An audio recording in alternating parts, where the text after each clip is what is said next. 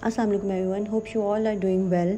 So today we will discuss the summary of a very famous book, Pakistan Beyond the Crisis State. This book is written by Maliha Lodhi and it was originally published in 2011. So first of all we will discuss this book, then we will discuss the author, and then we will discuss the content. Then we will discuss the summary of this book, and I can assure you that this will be the most comprehensive summary of Pakistan Beyond the Crisis State you will find in any YouTube channel or anywhere in the internet. So सबसे पहले हम book को discuss करें तो इस book में basically 17 chapters हैं और 17 चैप्टर्स को हर चैप्टर को एक बहुत अच्छे राइटर ने लिखा है.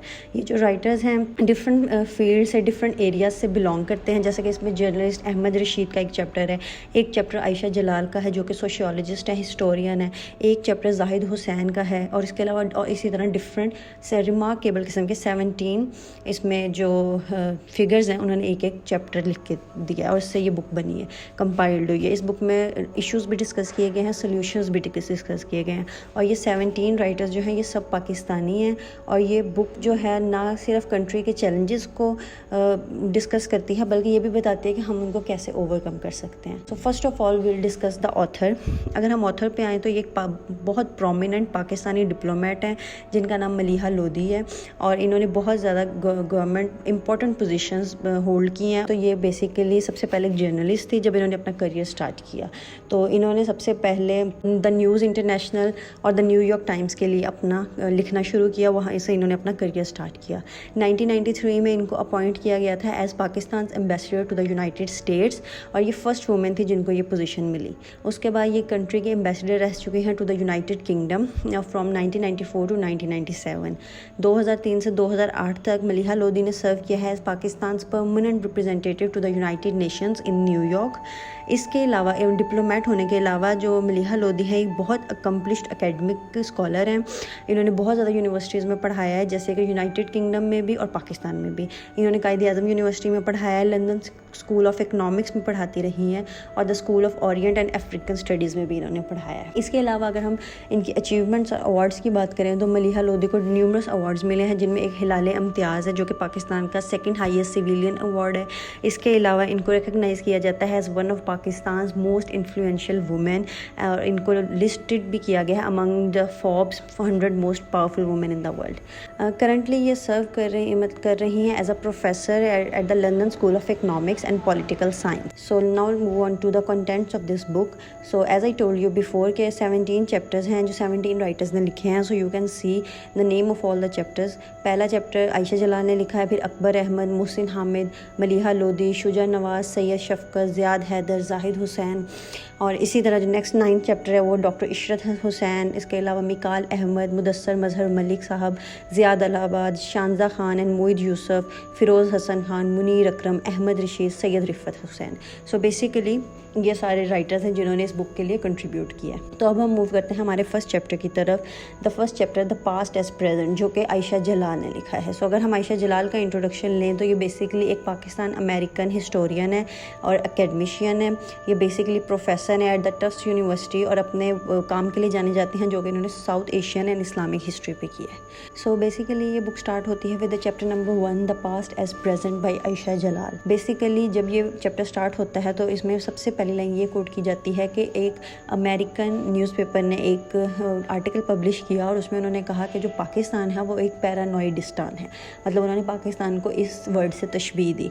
सो बेसिकली द वर्ड पैरानॉइडिस्तान तो हम इसको डिस्कस करेंगे. इसका मतलब ये होता है कि एक ऐसी कंट्री जिसको ये लगता है कि दुनिया में जो भी कुछ हो रहा है या स्पेशली यूनाइटेड स्टेट्स में जो भी कुछ हो रहा है वो उससे रिलेटेड है. बेसिकली पैरानोया एक मेंटल कंडीशन है जो एक डिल्यूजन पे बेस करती है, जिसमें जिस बंदे में एक्सेसिव जेलसी हो गई, एक एग्जेजरेटेड सेंस ऑफ सेल्फ हो गई, एक बहुत सेल्फ सेंटर्ड सा इंसान है. उसको लगता है कि जो अगले के जितने भी एक्शंस हैं वो उसी से रिलेटेड हैं, तो उसके लिए हम उसको कह सकते हैं he is paranoid. So basically उस कॉलमनिस्ट ने हमें पैरानॉइडिस्तान कहा है कि हमें लगता है कि अमेरिका जो कुछ कर रहा है वो पाकिस्तान के लिए कर रहा है या उससे कुछ उसका रिलेशन है. So basically this is the thing that Ayesha Jalal quoted in the start of her chapter chapter. So اگر ہم آگے موو کریں اس چیپٹر کی سمری پہ تو اس چیپٹر کو کچھ پارٹس میں ڈیوائڈ کیا سیکشنز میں. تو جو فرسٹ سیکشن ہے وہ ہے آئیڈیولوجیکل فشرز. تو بیسیکلی اس جو سیکشن ہے اس میں یہ ڈسکس کیا گیا ہے کہ پاکستان کو جو بھی کچھ لگتا ہے وہ بیسیکلی اس کی ایک ٹربلڈ ہسٹری کی وجہ سے ہے. تو عائشہ جلال کہتی ہیں کہ جو پاکستان کی کرنٹ پولیٹیکل اور سوشل پرابلمز ہیں وہ ایک کنٹری کے ہسٹری پہ جا کے ہم اسے ٹریس کر سکتے ہیں. عائشہ جلال کو ایسا لگتا ہے کہ یہ جو کنٹری ہے یہ ایک فلاڈ کریشن ہے. ٹھیک ہے, کنٹری کی جو کریشن ہے وہ نہیں ہونی چاہیے تھی. اس کو آپ اس طرح بھی دیکھ سکتے ہیں, یا انہیں دا آئیڈیا آف پاکستان سے تھوڑا سا ایشو ہے. اور وہ کہتی ہیں کہ اس میں پھر جو پرومس آف ڈیموکریسی کیا گیا وہ ہمیشہ سے انفلفلڈ رہا. پاکستان میں کبھی democracy in its true sense نہیں آئی. عائشہ جلال نے سب سے پہلے ہسٹوریکل کنٹیکسٹ کو ڈسکس کیا ہے. انہوں نے کہا ہے کہ یہ ایک پارٹیشن کے ذریعے اور وائلنس کے ذریعے نتیجے میں آیا ہوا ایک ملک ہے. انہوں نے کہا کہ جو پارٹیشن آف انڈیا جب ہوئی 1947 میں تو یہ ایک پری پلان نہیں تھی بلکہ ایک پولیٹیکل ڈیسیژن تھا جو کہ اسمال گروپ آف ایلیٹس نے کیا. اس کے علاوہ وہ کہتی ہیں کہ یہ جو ڈیسیژن تھا اس کی وجہ سے پاکستان میں لیک آف ڈیموکریسی ہے, ایک ڈسریگارڈ ہے for the will of the people. ہمیشہ جو بھی ہوتا ہے وہ پاور اور ایکسپلائٹیشن سے اور کچھ لوگوں کی مرضی سے ہوتا ہے. تو عائشہ جلال نے اس کے علاوہ اس میں یہ ڈسکس کیا ہے کہ جو پاکستان کے ارلی ایئرز تھے وہ اس سے کریکٹرائز کیے جاتے ہیں کہ اس میں ڈیموکریٹک انسٹیٹیوشنز بن ہی نہیں سکے, بار بار ملٹری کورس لگتے رہے, اور اس کی وجہ سے جو پولیٹیکل لینڈسکیپ تھا کنٹری کا وہ بہت زیادہ اس نے سفر کیا. اس کے علاوہ عائشہ جلال کہتی ہیں کہ جو پاکستان کا جو بھی پولیٹیکل لینڈسکیپ ہے اس میں ایک آئیڈیا جو کہ اس کی بیس بھی تھا کہ ایک پاکستان ایک مسلم نیشن ہے, اس کو ہمیشہ کنٹری کے کچھ ایلیٹس نے یوز کیا ہے to justify the creation of Pakistan. اور اس کے علاوہ اس آئیڈیا کو ہمیشہ ڈسٹارٹیڈ کر کے یوز کیا جا رہا ہے پولیٹیکل گروپس اپنے پرپز کے لیے, ایک اسلامک ٹچ دینے کے لیے اس آئیڈیا کو ایز اے مسلم نیشن اپنے پرپزز کے لیے یوز کیا جاتا رہا ہے. تو تیسرا جو مین سیکشن ڈسکس کیا ہے عائشہ جلال نے وہ ہے دا انڈیا فیکٹر, اور وہی ایک وجہ ہے پاکستان ملٹری کے آؤٹ سائزڈ رول کی. انہوں نے کہا ہے کہ ہمیشہ ہمیں یہ بتایا گیا کہ انڈیا ہم پہ قبضہ کرنا چاہتا ہے یا وٹس سو ایور. تو اس وجہ سے جو آرمی کے انسٹیٹیوشنس تھے وہ پاورفل ہوتے رہے, انہوں نے اپنا ایک بہت ضرورت سے زیادہ رول پلے کیا. نیکسٹ سیکشن ہے منٹوز لیٹرز. اس سیکشن میں عائشہ جلال نے یہ ڈسکس کی ہے ایک اردو شارٹ سٹوری جو کہ سعادت حسن منٹو نے لکھی تھی. اس میں بیسیکلی انہوں نے ایک عام پاکستانی کا حال بیان کیا ہے کہ وہ سوچتا ہے کہ کیوں دنیا کی سب سے رچسٹ کنٹری امریکہ جو ہے وہ پورسٹ اور ویکسٹ کنٹری جیسے کہ پاکستان اس کو اتنا عام کیوں کر رہی ہے, مطلب ان کو اتنے پیسے کیوں دے رہی ہے کہ وہ آرمس خرید سکیں یا what so ever. So basically یہ وہ ٹائم تھا جب ہماری انڈیپینڈنس کے بعد ہم نے امریکہ کے ساتھ ڈفرینٹ پیکٹ سائن کیا, اور اس کے بعد جو ضیاء والا ٹائم ہے جب ہم نے ملاز بنائے یا جہاد سٹارٹ کی اور پھر یو ایس انویژن, تو آپ کو سب پتہ ہے کہ how America used us. So basically Manto's letters میں وہ لکھتے ہیں کہ my country is poor but why is it ignorant, کہ چلو ہم غریب تو ہیں لیکن ہم اتنے جاہل بھی کیوں ہیں. تو یہ بیسیکلی اس کے بعد جو نیکسٹ سیکشن ہے the Islamic shift of 1970s. اس میں عائشہ جلال نے رول آف ریلیجن ڈسکس کیا ہے کہ کیسے ریلیجن کو ہمیشہ یوز کیا گیا for the purpose of some elites یا پولیٹیکل پرپزز کے لیے. اسی طرح جو نیکسٹ سیکشن ہے پوسٹ 9/11 چیلنج, اس میں عائشہ جلال نے ڈسکس کیا ہے کہ کیسے 9/11 کے بعد وہی جہادسٹ یا وہی فریڈم فائٹرز جنہیں سلیوٹ مارے جاتے تھے کیسے ان کو ٹیررسٹ ڈکلیئر کر دیا گیا. So basically this was all from this section. So last میں جو کنکلوڈنگ پیراگراف ہے اس میں عائشہ جلال کہتی ہیں کہ جو root of Pakistan current problem ہے وہ بیسیکلی ان ہسٹوریکل ایشوز کو ہم ایڈریس نہیں کر پا رہے. وہ کہتی ہیں کہ ہمارے جو لیڈرز ہیں وہ انولنگ رہے ہیں ان سارے معاملات کو سالو کرنے کے لیے. وہ ہمیشہ شارٹ ٹرم سلیوشنز کی طرف جاتے ہیں, انہیں لانگ ٹرم سلیوشنز کی طرف نہیں جاتے. تو وہ یہ چاہتی ہیں کہ اگر ایک مور آنیسٹ اپروچ جو ہمارے بھی سیاسی لیڈرز ہیں وہ فالو کریں تو کنٹری کے جو حالات ہیں بہتر ہو سکتے ہیں. So basically this was all from Ayesha Jalal. So now let's move on to our next chapter which is why Jinnah matters which was written by Akbar Ahmed. Akbar Ahmed ایک پاکستانی امریکن اینتھروپولوجسٹ ہیں اور آتھر ہیں جو کرنٹلی امریکن یونیورسٹی میں پروفیسر ہیں, اور یہ ان کا کام ہے interfaith relations and Islamic studies پہ. تو اگر ہم وائی جناح میٹرز ڈسکس کریں تو یہ جو چیپٹر ہے اس میں اکبر احمد نے بیسیکلی جو محمد علی جناح کی ریلیونس, مطلب ان کی جو چیز ریلیٹ کرتی ہے ان دا کنٹمپریری, مطلب کہ ان دا پریزنٹ پاکستان سوسائٹی, اس کو ہائی لائٹ کیا ہے. تو اکبر احمد کہتے ہیں کہ جو جناح کا ویژن تھا پاکستان کا وہ ایک سیکولر اسٹیٹ کا تھا جہاں پہ ہر سٹیزن کے پاس اپنے ایک رائٹ ہوگا to practise his own religion freely, اور اس کے پاس ایکول رائٹس ہوں گے. لیکن یہ چیز نہیں کی گئی. تو اسی لیے اور یہ جو سیکولر ویژن آف جناح ہے یہ بہت امپورٹنٹ ہے پاکستان کے پریزنٹ اور فیوچر کے لیے. اس کے بعد اکبر احمد نے ڈسکس کیا ہے کہ جو پولیٹیکل اور سوشل کلائمیٹ ہے پاکستان کا جب سے وہ بنا ہے 1947 سے، وہ فیل ٹو میٹ دا جناز ویژن، مطلب کہ اس نے جناح کے ویژن کو فلفل نہیں کیا بلکہ ایک ڈفرینٹ ہی ویژن پہ چلتا رہا۔ انہوں نے کہا کہ پاکستان نے اسٹرگل کیا ہے بہت زیادہ، اور جو نیشن بلڈنگ کا پروسیس ہے وہ انکمپلیٹ رہا ہے، ملٹری نے ہمیشہ ڈومینیٹ کیا ہے پولیٹیکل پاور کو، ریلیجیس ایکسٹریمزم نے ہمیشہ ہمیں جو ایک ڈیولپمنٹ ہے اس سے دور رکھا ہے، اس کے علاوہ سیکٹیرین کنفلکٹس پیدا ہو گیا اور جس کی وجہ سے سوسائٹی میں ہمیشہ ڈویژن رہی۔ اس کے علاوہ اکبر احمد نے یہ ڈسکس کیا ہے کہ جو پاکستان ہے اس نے اپنے آپ کو جناح کے ویژن سے دور کر دیا۔ کب سے دور کر دیا؟ 1948 سے۔ 1947 میں انہوں نے پاکستان بنایا اپنے ویژن کے ساتھ، ایک سیکولر اسٹیٹ کا ویژن لے کے، لیکن 1948 سے ہی وہ ویژن جو تھا وہ ڈسٹارٹیڈ ہو گیا کیونکہ ہم نے اس پہ عمل نہیں کیا۔ اس کے علاوہ اکبر احمد کہتے ہیں کہ جو محمد علی جناح کی ایز اے فگر ہے وہ ابھی بھی بہت امپورٹنٹ ہے، اور وہ اس کنٹری کو یونیفائی کر سکتے ہیں، یونائٹ کر سکتے ہیں اگر ہم سب اپنے اندر کے ڈفرینسز کو ختم کر دیں، کچھ بھی نہ سوچیں، صرف یہ جو میسیج آف یونٹی تھا یا ایکویلٹی تھا یا سیکٹیرین ڈیوائڈ کو، ریلیجیس ڈیوائڈ کو، اس سب کو ختم کر کے ایک پلورلسٹک سوسائٹی بنائیں جا کے ہر کسی کی ریلیجن کی عزت ہو، جہاں پہ ہر جینڈر کی، ہر ایتھنیسٹی کے ایکول رائٹس ہوں۔ تو اکبر احمد کہتے ہیں کہ جناح کا سیکولر ویژن امبریس کرنا بہت امپورٹنٹ ہے فار دس کنٹریز پروگریس۔ اور کنکلوڈ کرتے ہوئے اکبر احمد نے کہا ہے کہ جو جناح کی جو امپورٹنس تھی وہ ہماری ہسٹری میں نہیں تھی بلکہ ہماری آج کی ریلیونس میں بھی ہے۔ تو اب ہمیں چاہیے کہ ہم اپنی سوسائٹی میں محمد علی جناح کا ویژن ری انفورس کریں، لوگوں کو دوبارہ سے بتائیں، ہمارے سیاستدانوں کو دوبارہ بتائیں تاکہ ہم ایک پیسفل، ڈیموکریٹک اور پروگریسو فیوچر کی طرف موو کر سکیں۔ جو نیکسٹ چیپٹر ہے وہ ہے پاکستان ول سروائیو، یہ محسن حامد نے لکھا ہے۔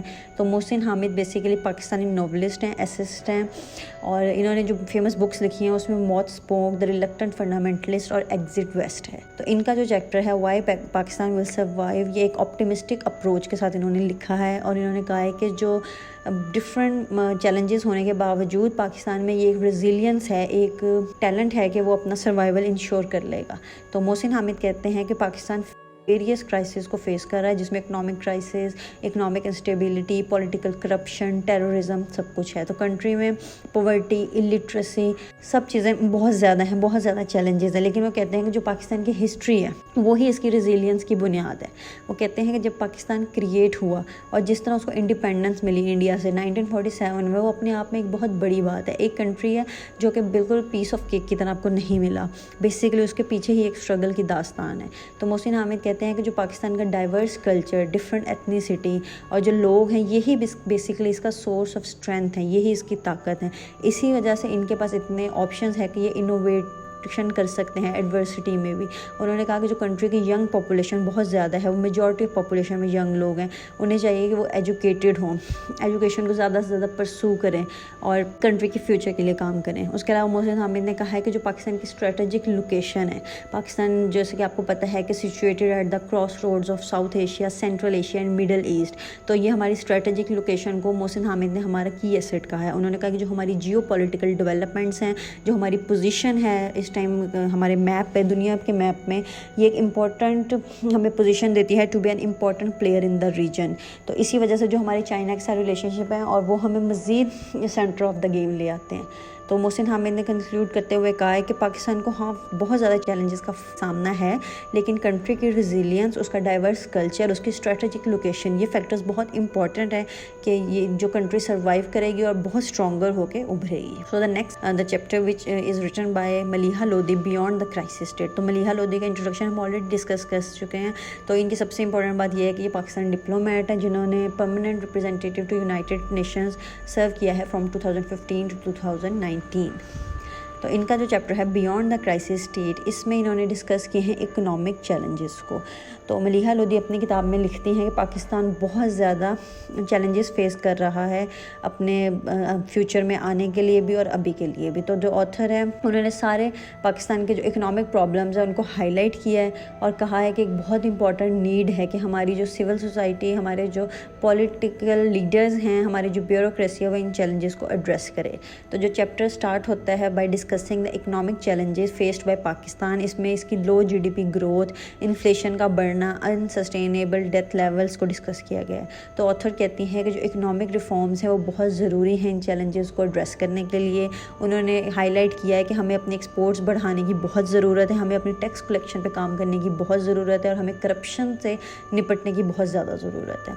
उसके अलावा अगर पॉलिटिकल चैलेंजेस पे बात की है मलीहा लोधी ने, तो उन्होंने कहा है कि हमारे जो इंस्टीट्यूशंस हैं वो वीकली डेमोक्रेटिव हैं, एक्सट्रैक्टिव हैं, हमारे अंदर बहुत पॉलिटिकल इंस्टेबिलिटी है. तो मलीहा लोधी कहती हैं कि हमें बहुत ज़्यादा ज़रूरत है कि हम अपने डेमोक्रेटिक इंस्टीट्यूशंस को स्ट्रेंथन करें, जैसे कि जुडिशरी को, पार्लियामेंट को, और अपनी पॉलिटिकल स्टेबिलिटी को इम्प्रूव करें इफेक्टिव गवर्नेंस के साथ और ट्रांसपेरेंसी के साथ. उसके अलावा इस चैप्टर में मलीहा लोधी ने सिक्योरिटी चैलेंजेस को भी डिस्कस किया है. उन्होंने कहा है कि पाकिस्तान को एक थ्रेट ऑफ टेररिज्म है और सेक्टेरियन वायलेंस का बहुत खदशा है. तो प्लीज़ नोट कि ये बुक 2011 में पब्लिश हुई है, तो इसमें जो भी इश्यूज़ हाईलाइट किए गए हैं वो बिफोर 2011 है. तो उस टाइम आपको पता है कि अभी US अफ़गानिस्तान से नहीं गया था, तो वहाँ पे हम इसीलिए पाकिस्तान को टेररिज्म का खदशा बहुत ज़्यादा था उस टाइम पे. अभी भी बहुत ज़्यादा है, लेकिन उस टाइम पे तो रिलेटिवली बहुत ज़्यादा था. तो बेसिकली इसी के मद्देनज़र ऑथर कहती हैं कि हमें अपनी सिक्योरिटी की अप्रोच को इम्प्रूव करने की ज़रूरत है, और हम इसमें सिर्फ मिलिट्री एक्शन नहीं लिया जा सकता, बल्कि हमें जो root cause of extremism in our society है उसको एड्रेस करना है. हमें अपनी सोसाइटी के आम शहरी के अंदर टॉलरेंस डालने की बहुत ज़्यादा ज़रूरत है, उनका रूट लेवल से उनको एजुकेट करने की ज़रूरत है. सो अगर हम कंक्लूड करें इस चैप्टर को, तो इसमें मलीहा लोधी ने बेसिकली हाईलाइट किया है need for Pakistan to tackle it's economic, political and security challenges.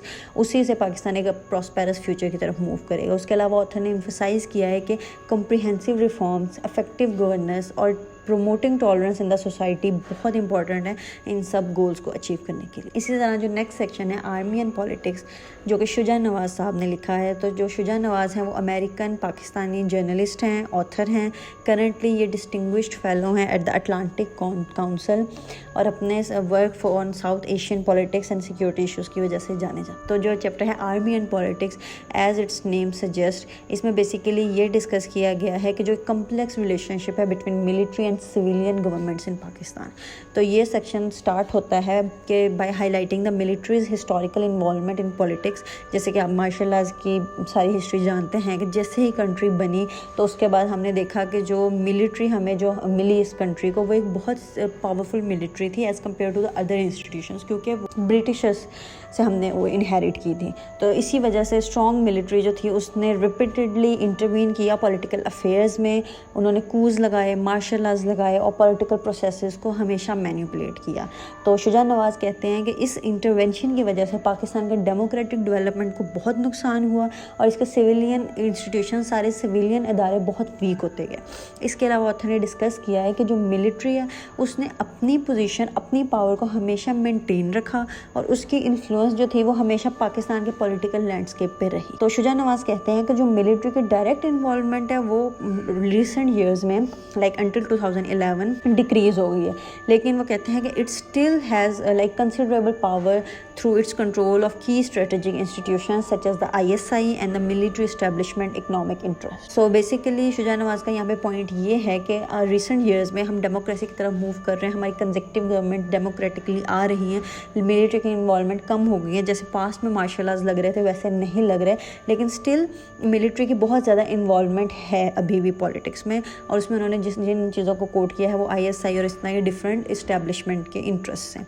तो शुजा नवाज़ ने इसके अलावा एक्सप्लेन किया है कि जो मिलिट्री ने हमेशा एक रोल प्ले किया है पाकिस्तान की फॉरेन पॉलिसी को शेप करने के लिए और उसकी alignment with the United states. तो मिलिट्री ने हमेशा एक व्यू पॉइंट हमारे अंदर इनकॉर्पोरेट किया है कि जो इंडिया है वो पाकिस्तान का प्राइमरी थ्रेट है. तो हर पाकिस्तानी के अंदर ये एक सोच हमेशा से रही है कि जो हम इंडिया को as a historical primary threat मानते हैं.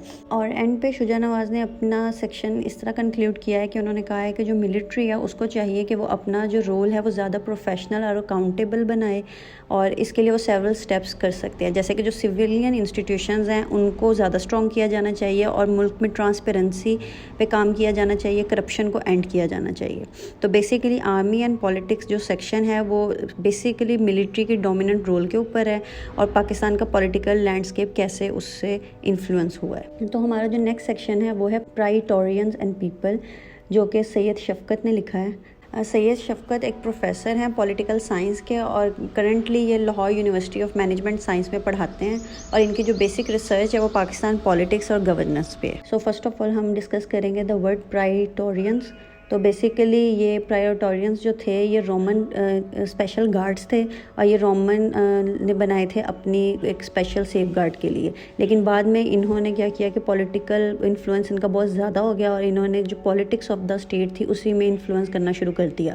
So as the name suggest یہاں پہ ہم پرائٹورینس اور پیپل ان کا ریلیشن پڑھیں گے. تو سید شفقت کہتے ہیں کہ جو ملٹری ہے اس نے ہمیشہ ایک ڈومیننٹ رول پلے کیا ہے پاکستان کی پالیٹکس میں جب سے کنٹری بنی ہے. تو ملٹری نے ریپیٹڈلی انٹروین کیا ہے، جیسے کہ مارشل لاز کے تھرو، اور یہی وجہ ہے کہ جو پاکستان کے سویلین انسٹیٹیوشنز ہیں وہ زیادہ اسٹرانگ نہیں ہو سکے. تو اور ملٹری نے ہمیشہ اپنی جو انٹرونشن ہے اس کو اس طرح جسٹیفائی کیا ہے کہ کنٹری میں اسٹیبلٹی کے لیے اور نیشنل سیکیورٹی کے لیے وہ یہ کام کر رہے ہیں. لیکن سید شفقت کہتے ہیں کہ یہ جو کلیمز ملٹری کے ہوتے ہیں یہ ان کے اپنے ہی انٹرسٹ کو انہوں نے پروٹیکٹ کرنے کے لیے اور اپنی ہی ایک جو پریویلیجڈ پوزیشن ہے سوسائٹی میں اس کو مینٹین کرنے کے لیے وہ یہ صرف ریزنز پریزنٹ کرتے ہیں. اس کے علاوہ جو ملٹری کی ڈومیننس ہے اس نے بہت زیادہ جو پولیٹیکل انسٹیٹیوشنز ہیں ان کی ڈیولپمنٹ کو انڈرمائن کیا ہے، اور سول سوسائٹی کو بہت زیادہ اسٹرانگ نہیں ہونے دیا. اسی طرح ملٹری نے political dissent, media freedom, judiciary کی انڈیپینڈنس ان سب کو انفلوئنس کیا ہے. اور اسی وجہ سے جو پولیٹیکل پارٹیز ہیں اور سول سوسائٹی ہے اس کا ایک بہت لمیٹڈ سا رول ہے ڈیسیژن میکنگ میں. لیکن ان چیلنجز کے باوجود سید شفقت کہتے ہیں کہ جو پاکستان کے لوگ ہیں ان کے اندر ایک ریزیلینس ہے، اور انہوں نے ڈیموکریسی کے لیے اور سول سپریمیسی کے لیے ہمیشہ اسٹرگل کیا ہے. تو سید شفقت کہتے ہیں کہ اب اس چیز کا یہی سلیوشن ہے کہ ہم اپنے ڈیموکریٹک انسٹیٹیوشنز کو اسٹرینتھن کریں اور ایک لیول پلینگ فیلڈ پرووائڈ کریں ساری پولیٹیکل پارٹیز کو اور سول سوسائٹی کو. اس سے کیا ہوگا کہ ہماری کلچر میں ڈیموکریٹک نارمز اور ویلیوز کا جو ایک ٹریڈیشن ہے وہ بڑھے گا. اسی چیپٹر کو کنکلیوڈ کیا ہے سید شفقت نے یہ کہتے ہوئے کہ جو ملٹری اور پاکستان کے لوگ ہیں ان کا جو ایک ریلیشن شپ ہے بہت کمپلیکس ہے، اور یہی ایک چیلنج ہے ڈیموکریسی آف پاکستان کو. تو اگر ہم اپنے ڈیموکریٹک انسٹیٹیوشنز کو اسٹرینتھن کر لیں تو ہماری جو ڈیموکریٹک ویلیوز ہیں وہ خود ہی پروموٹ ہو جائیں گے، اور ہمارا جو پاکستان ہے وہ زیادہ اسٹیبل اور پراسپیرس کنٹری کے طور پہ سامنے آئے گا. تو ہمارا جو نیکسٹ چیپٹر ہے وہ ہے آئیڈیولوجیکل ڈرفٹ، جو کہ زیاد حیدر نے لکھا ہے. زیاد حیدر بیسیکلی ایک پاکستانی امریکن لائر ہیں اور ڈپلومیٹ بھی سرو کر چکے ہیں. کرنٹلی یہ سینئر فیلو ہیں ایٹ دا بروکنگز انسٹیٹیوشن، اور ان کا جو کام ہے وہ انٹرنیشنل لا اور پالیسی پہ ہے. تو بیسیکلی یہ جو سیکشن ہے آئیڈیولوجیکل ڈرفٹ، اس میں زیاد حیدر نے ڈسکس کیا ہے role of ideology in shaping Pakistan's political landscape. تو بیسیکلی پاکستان ایک آئیڈیالوجی کی بنیاد پہ ہی بننا تھا جسے ہم ٹو نیشن تھیوری یا دو قومی نظریہ کہتے ہیں. تو زیاد حیدر یہ کہتے ہیں کہ پاکستان کا جو آئیڈیولوجیکل ڈرفٹ کا مطلب ہوتا ہے کسی چیز سے آہستہ آہستہ سلولی اوے ہوتے جانا، تھوڑا دور موو کرتے رہنا. تو پاکستان اپنے آئیڈیولوجیکل ڈرفٹ میں ہے، مطلب جو پاکستان جن فاؤنڈنگ پرنسپلز پر بنا تھا وہ ڈیموکریٹک اور سیکولر تھے، لیکن پاکستان اپنی آئیڈیالوجی سے بہت دور موو کر چکا ہے. اسی وجہ سے اس کو کرنٹ چیلنجز کا سامنا ہے. ہمارے ہاں بہت زیادہ ریلیجیس ایکسٹریمزم کا مطلب رائز ہو گیا. ملٹری کا بہت زیادہ رول ہے پالیٹکس میں، اور جو ہماری اسٹیٹ ہے وہ ہمارے جو سوشیو اکنامک انیکویلٹی ہے، کچھ لوگ بہت امیر ہیں کچھ بہت غریب ہیں، اس کو بھی ایڈریس نہیں کر پا رہی. وہ کہتے ہیں کہ یہ جو سارے فیکٹرز ہیں یہ کنٹریبیوٹ کر رہے ہیں کہ اسی وجہ سے ہمارے جو ادارے ہیں وہ ویک ہوتے جا رہے ہیں، ہمارے انسٹیٹیوشنز میں رول آف لا نہیں ہے، ہماری ڈیموکریٹک نارمز بالکل ختم ہو چکی ہیں، اور پاکستان کی جو ابیلٹی ہے ان چیلنجز سے لڑنے کی وہ کم ہوتی جا رہی ہے. تو زیاد حیدر کہتے ہیں کہ جو پاکستان کا آئیڈیولوجیکل ڈرفٹ ہے اس نے کنٹری کا جو ریلیشن ہے ود اٹس نیبرز اور انٹرنیشنل کمیونٹی اس کو بھی بہت زیادہ انفلوئنس کیا، جیسے کہ ریلیجیس ایکسٹریمزم یا مارشل لاز، یہ ان سب چیزوں کی وجہ سے ہماری فارن پالیسی بھی انفلوئنس ہوئی ہے. زیاد حیدر لکھتے ہیں کہ جو پاکستان کا جو آئیڈیولوجیکل ڈرفٹ ہے اس نے ہمارا جو ریلیشن ہے نیبرز کے ساتھ وہ اس طرح خراب کیا ہے کہ جب پاکستان نے سپورٹ کیا، جہادسٹ کریٹ کیے، جب USSR افغانستان میں آ گیا تھا تو ہم نے انڈائریکٹلی ٹیررزم کو سپورٹ کیا، اور بعد میں جب یہ سارے جہادسٹ ٹیررسٹ ڈکلیئر کر دیے گئے تو ہم اور زیادہ فارن پالیسی میں پیچھے چلے گئے. اسی وجہ سے وہ کہتے ہیں کہ ان سب چیزوں کی وجہ سے ہماری جو کنٹری تھی وہ آئسولیٹ ہوتی گئی، اور اس کو انٹرنیشنل کمیونٹی سے ہمیشہ پریشر کا سامنا کرنا پڑا. تو بیسیکلی جو زیاد حیدر کا سیکشن ہے وہ اس چیز کو ہائی لائٹ کرتا ہے کہ پاکستان کو اپنے فاؤنڈنگ پرنسپلز جو کہ ڈیموکریسی اور سیکولرزم ہے، مطلب کہ ایک سیکولر اسٹیٹ ہونا جس میں ریلیجیس ایکسٹریمزم کی کوئی جگہ نہیں ہے، اور ڈیموکریسی جس میں مارشل لاز اور ملٹری کی اتنی زیادہ انفلوئنس کی بالکل ضرورت نہیں ہے. ہمیں ان فاؤنڈنگ پرنسپلس کو دوبارہ ری اسرٹ کرنے کی ضرورت ہے، اور وہ کہتے ہیں کہ یہ سب کرنے کے لیے ہمیں کمپریہنسو ایفرٹ کرنے کی ضرورت ہے، ایسے ایفرٹس جو ہماری ان سب چیلنجز کو ایڈریس کریں. اور انہوں نے جو اس میں سولوشنز دیے ہیں، انہوں نے کہا کہ ہمیں اپنے اکنامک ڈیولپمنٹ کو پروموٹ کرنے کی بہت زیادہ ضرورت ہے، ہمیں اپنے ڈیموکریٹک انسٹیٹیوشنز کو اسٹرینتھن کرنے کی بہت ضرورت ہے، ان سے کرپشن ختم کر کے ٹرانسپیرنسی کی طرف موو کرنے کی. اور وہ کہتے ہیں کہ ہمیں ریلیجیس ایکسٹریمزم کو سب سے پہلے کاؤنٹر کرنا پڑے گا، ہمیں اپنی سوسائٹی میں ٹالرنس کو انکارپوریٹ کرنے کی بہت زیادہ ضرورت ہے. زیاد حیدر کہتے ہیں کہ انٹرنیشنلی پاکستان کا مسلمانوں کا جو امیج بن چکا ہے وہ بہت خراب ہو چکا ہے. ہمیں ہمیشہ ٹیررسٹ سے یا ایکسٹریمزم سے یا ایکسٹریمسٹ سے جو تشبیہ دی جاتی ہے، ہمیں اسے انڈو کرنے کی ضرورت ہے. ہمیں لوگوں کو اپنی ایک پازیٹیو سائڈ دکھانے کی ضرورت ہے. اصل میں ہم جیسے ہیں. ٹائم نے یا یو ایس ایس کی انویژن یا یو ایس کی انویژن کی وجہ سے جو طالبانائزیشن ہوئی، جو پولیٹیکل انٹرسٹ کی وجہ سے پاکستانیوں کا امیج خراب ہو گیا، ہمیں اسے ٹھیک کرنے کی بہت زیادہ ضرورت ہے. اور ہمیں لوگوں کو، ہمیں دنیا کو بتانا ہے کہ وہ جو ریلیجیس ایکسٹریمزم، جو دہشت گرد، جو ٹیررسٹ ہیں، جو ایکسٹریمسٹ ہیں، وہ ایک عام پاکستانی، ایک عام مسلمان نہیں ہے. دس از ناٹ اس، یہ ہم نہیں ہیں. تو اس کے لیے ہمیں اپنا ایک نیو نیریٹو دنیا کو دکھانے کی بہت زیادہ ضرورت ہے. اسی طرح جو ہمارا نیکسٹ سیکشن ہے وہ ہے بیٹلنگ ملیٹنسی. تو جو بیٹلنگ ملیٹنسی سیکشن ہے یہ زاہد حسین صاحب نے لکھا ہے، جو کہ بہت فیمس پاکستانی جرنلسٹ اور آتھر ہیں، ڈان کے لیے لکھتے ہیں، اور اس کے علاوہ ان کی جو رپورٹنگ ہوتی ہے وہ conflict and terrorism in South Asia پہ ہوتی ہے. تو اس سیکشن میں زاہد حسین یہ ڈسکس کر رہے ہیں کہ جو پاکستان میں ملیٹنسی ہے وہ کیسے پیدا ہوئی اور کیسے وہ اتنی زیادہ ہو گئی، اور اس کے بعد وہ ایفرٹس کو بھی ڈسکس کریں گے جو گورنمنٹ نے کیے اس ملیٹنسی کو ختم کرنے کے لیے. تو بیسیکلی زاہد حسین کہتے ہیں کہ جو ملیٹنسی پاکستان میں ہے وہ ایک بہت ہی کمپلیکیٹڈ ایشو ہے، جس کو ہم صرف جو کنٹری کی جیو پولیٹیکل سچویشن ہے نا، اس پہ ہم نہیں اس کو کر سکتے بلیم.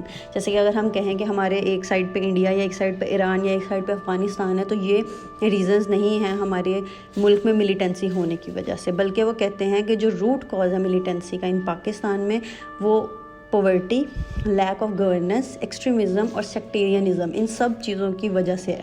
تو وہ کہتے ہیں کہ جو پاکستانی گورنمنٹ ہے اس نے ملیٹنسی کو ختم کرنے کے لیے بہت زیادہ ری ایکٹیو اور ان افیکٹو اپروچ پرسو کی. زاہد حسین کہتے ہیں کہ پاکستان میں ملیٹنسی اس حد تک بڑھ چکی تھی کہ بہت زیادہ طالبانائزیشن ہونے کا خطرہ تھا. جولائی 2005 میں جو NWFP کی پروونشل اسمبلی تھی، انہوں نے ایک حسبہ بل پاس کیا، حسبہ یا حسبہ اکاؤنٹیبلٹی بل، جو کہ ایک کائنڈ آف ایک ڈپارٹمنٹ تھا لائک وائس اینڈ ورچو، جو کہ طالبان نے افغانستان میں بنایا. اور اس میں یہی تھا کہ لوگوں کو سزائیں دی جائیں گی اگر کوئی نماز پڑھنے نہیں جاتا، اور اس طرح، جو کہ کانسٹیٹیوشن کے خلاف تھا. تو زاہد حسین کہتے ہیں کہ جو سکسیسو گورنمنٹس ہیں انہوں نے ہمیشہ شارٹ ٹرم میئرز پہ ہی ریلائی کیا. جیسے کہ انہوں نے جب بھی کوئی اگر دہشت گردی کا، کوئی ٹیررزم کا کوئی واقعہ ہو گیا ہے تو فوراً سے ملٹری آپریشن کر دیا جائے یا ہائی پروفائل اریسٹ کر لیے. لیکن انہوں نے ان چیزوں کو، جو بیسک انڈر لائننگ ایشوز ہیں جو ملیٹنسی کو بڑھاتے ہیں، کبھی ان پہ کام کرنے کا نہیں سوچا. تو اسی شارٹ ٹرم میئرز کی وجہ سے ہمارے ملک میں آج تک ملیٹنسی ہے. اس کے علاوہ زاہد حسین نے یہ سجیسٹ کیا ہے کہ ہمیں ایک کمپریہنسو کاؤنٹر ٹیررزم اسٹریٹجی کی ضرورت ہے، اسی سے ہم ملیٹنسی کو روک سکیں گے. تو اس اسٹریٹجی کے لیے انہوں نے بتایا کہ اس کے لیے ہمیں کوآرڈینیٹیو ایفرٹ کرنا ہوگا. گورنمنٹ کرے، ملٹری، پولیس، سول سوسائٹی، یہ سب مل کے جب ایک کوآرڈینیٹڈ ایفرٹ کریں گے تو ہی ہم اپنے ملک سے ایکسٹریمزم، ٹیررزم اور ملیٹنسی کو ختم کر سکیں گے. اس کے علاوہ انہوں نے کہا کہ جو روٹ کاز آف ملیٹنسی ہے وہ پاورٹی، لیک آف ایجوکیشن اور ایکسٹریمزم ہے. تو ہمیں اپنی سوسائٹی میں ایجوکیشن کو انکارپوریٹ کرنے کی اور ٹالرنس کو انکارپوریٹ کرنے کی بہت ضرورت ہے، اور ہمیں سوشو اکنامک قدم اٹھانے کی ضرورت ہے. اس کے علاوہ وہ کہتے ہیں کہ جو گورنمنٹ ہے اس کو بہت زیادہ کام کرنے کی ضرورت ہے کہ جو ہم نے اپنے ملک میں ملیٹنٹس کو سیف ہیونس پرووائڈ کی گئی ہیں، ہم اس کو ختم کریں، اور جو ہماری ایک ایکسٹریمسٹ آئیڈیالوجی ہے ریلیجن کی بنیاد پہ، اس کو بھی ہم ختم کریں. اس کے بعد جو اس سیکشن کو کنکلیوڈ ایسے کیا گیا ہے کہ گورنمنٹ نے ابھی تک سکسیس حاصل کر لی ہے ملیٹنسی کو ختم کرنے کے لیے، لیکن زاہد حسین کہتے ہیں کہ کنٹری کو ابھی بہت زیادہ کام کرنے کی ضرورت ہے کہ ہم اس چیز سے بالکل جان چھڑا لیں. تو انہوں نے کہا ہے کہ ہمیں ایک سسٹینڈ اور کمپریہنسو اپروچ چاہیے، اور اسی سے پاکستان اپنے یہ جو چیلنجز ہیں ملیٹنسی کے، ان سے نپٹ سکے گا. اس کے علاوہ جو نیکسٹ سیکشن ہے وہ ہے ریٹولنگ انسٹیٹیوشنز، جو کہ ڈاکٹر عشرت حسین نے لکھا ہے. ڈاکٹر عشرت حسین ایک پاکستانی اکانومسٹ اور اکیڈمیشین ہیں. کرنٹلی یہ پروفیسر ہیں at the Institute of Business Administration, اور ان کا جو مینلی کام ہے وہ میکرو اکنامکس اور پبلک پالیسی پہ ہے. اور ایز یو آل نو کہ یہ گورنر آف اسٹیٹ بینک رہ چکے ہیں. تو اگر ڈاکٹر عشرت حسین کے سیکشن کو ہم ڈسکس کریں تو اس میں انہوں نے یہ بتایا ہے کہ جو پاکستان پاکستان کے انسٹیٹیوشنز ہیں وہ ویک ہیں اور ان میں بہت زیادہ ریفارمز ہونے کی ضرورت ہے. انہوں نے کہا ہے کہ جو کنٹری ہے وہ سفر کر رہی ہے کرپشن سے, پولیٹیکل انسٹیبلٹی سے, اکنامک اسٹیگنیشن سے, اور یہ سب اس وجہ سے ہیں کیونکہ ہمارے جو انسٹیٹیوشنز ہیں وہ ویک ہیں. تو ڈاکٹر حسین آرگیو کرتے ہیں کہ ہمیں اپنے اسٹرانگ انسٹیٹیوشنز بنانے کی بہت زیادہ ضرورت ہے, اسی سے اسٹیبلٹی اور ڈیولپمنٹ آئے گی. تو اس چیز کو اچیو کرنے کے لیے ڈاکٹر حسین نے ایک 3 pronged اپروچ دی ہے, جس میں وہ کہتے ہیں کہ ہمیں یہ کرنے کی ضرورت ہے کہ جو گورنمنٹ ہے سب سے پہلے وہ اپنے انسٹیٹیوشنز کو اسٹرینتھن کرے, جس میں ایگزیکیوٹیو, لیجسلیٹو اور جوڈیشیل, یہ تینوں انسٹیٹیوٹس آتے ہیں. اس کے بعد وہ کہتے ہیں کہ یہ کرنے کے لیے ہمیں ٹریننگ اور ایجوکیشن کی ضرورت ہے. ہم اپنے سول سرونٹس کو ہر لیول پہ ٹریننگ دیں, ایجوکیشن دیں. انہوں نے اپنے بہت فیمس سول سروس ریفارمز بھی دیے ہوئے ہیں. ان کی جو بک ہے اس میں انہوں نے یہ سارا سول سروس ریفارم پہ بات کی ہے. سیکنڈ جو انہوں نے اور ہمیں اپروچ دیا وہ کہتے ہیں کہ ہمیں اپنے جو پرائیویٹ سیکٹر کی گروتھ ہے اس کو پروموٹ کرنے کی ضرورت ہے. انٹرپرینیورشپ کو بہت زیادہ پروموٹ کرنے کی ضرورت ہے.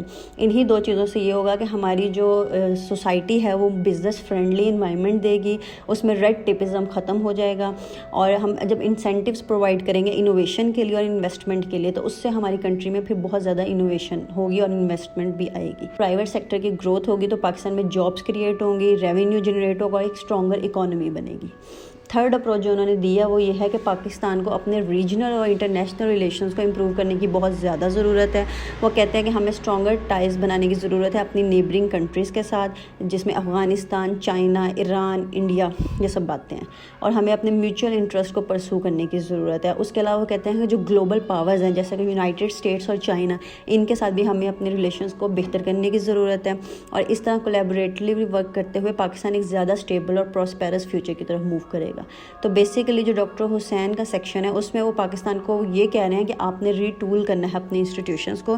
ہمارے سارے انسٹیٹیوشنز ریفارمز چاہتے ہیں تو ہمیں ان کو ریفارم کرنے کی بہت زیادہ ضرورت ہے. اسٹرانگر انسٹیٹیوشن سے ہی اور پرائیویٹ سیکٹر کی گروتھ بڑھانے سے, انٹرنیشنل ریلیشنز کو بھی بہتر کرنے سے پاکستان جو ہے وہ ایک برائٹر فیوچر کی طرف موو کرے گا. تو ہمارا جو نیکسٹ سیکشن ہے وہ ہے این اکنامک کرائسس اسٹیٹ, جو کہ ڈاکٹر میکال احمد نے لکھا ہے. ڈاکٹر میکال احمد ایک پاکستانی اکانومسٹ اور کمنٹیٹر ہیں, اور انہوں نے مینلی انالیسس کیا ہے ساؤتھ ایشین اکنامک ایشوز. تو ان کا جو چیپٹر ہے اکنامک کرائسس اسٹیٹ, اس میں بیسیکلی وہ ڈسکس کرتے ہیں اکنامک چیلنجز جو کہ پاکستان نے فیس کیے ہیں. ڈاکٹر میکال احمد کہتے ہیں کہ جو پاکستان میں ایک اکنامک کرائسس اسٹیٹ ہے وہ کچھ فیکٹرز کی وجہ سے ہے, جن میں پور governance, lack of structure reforms, security challenges اور ان ایڈیکویٹ ریونیو جنریشنز, اور بہت زیادہ جو ڈپینڈنسی آن فارن ایڈ, یہ سب کچھ اس میں آتے ہیں.